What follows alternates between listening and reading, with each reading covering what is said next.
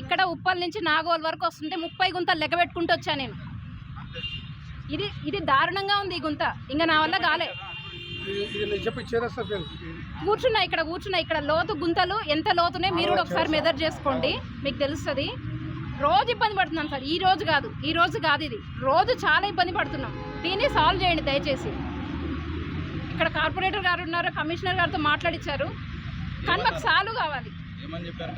Asset allocate చేశాయని చెప్పారు budget, కానీ ఎప్పుడు సాల్వ్ అవుతుంది అనేది డెడ్ లైన్ ఇవ్వలేదు. ఆ డెడ్ లైన్ ఇవ్వాల్సిందిగా కోరుతున్నాను. మళ్ళీ అప్పటి వరకు మేము మాట్లాడాం, డెడ్ లైన్ ఇవ్వండి, ఒక టైం లైన్ ఇవ్వాలి. ఏంటి సార్, ఎలక్షన్ కోడ్ ఉంది, అదే అలొకేట్ అయింది, కానీ శాంక్షన్ అయింది, కానీ ఎప్పుడు చేస్తారో ఎవరు చెప్పలేదు. కమిషనర్ గారు కానీ కార్పొరేటర్ కానీ ఒక డెడ్ లైన్, ఒక డేట్ ఇస్తే మేము మళ్ళీ మాట్లాడం.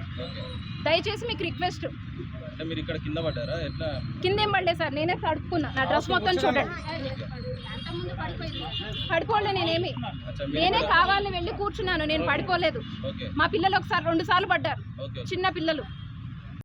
ఇది ఆనందనగర్ నాగోల్ నుంచి తాజా టీవీ వరకు ఈ రోడ్డు ఎన్నోసార్లు ప్రపోజల్లో పెట్టాము.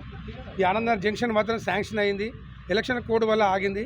ఇవాళ మేడం వాళ్ళ ఆవేదన మేము కూడా అర్థం చేయగలుగుతాము, కానీ ఎటు చూసినా ఎలక్షన్స్ ఉన్న వల్లే ఇది చేయలేకపోయాము. అధికారులు కూడా దీన్ని స్పందించి మొన్న ఈ జంక్షన్ డెవలప్మెంట్కి 1,26,00,000 లాస్ట్ 2 months బ్యాకే శాంక్షన్ అయి ఉంది. ఎలక్షన్స్ అయిపోగానే June 4th నాడు రిజల్ట్ తర్వాతే ఇమ్మీడియట్గా వర్క్ స్టార్ట్ చేస్తా.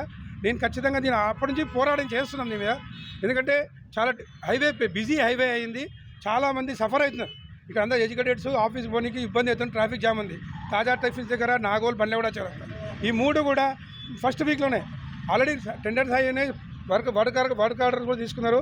ఈ టెండర్ ప్రాసెస్లో ఉంది కనుక దయచేసి మీరు ప్రజలందరూ కూడా అర్థం చేసుకోవాలి. ఎలక్షన్స్ కూడా వల్లనే ఆగింది.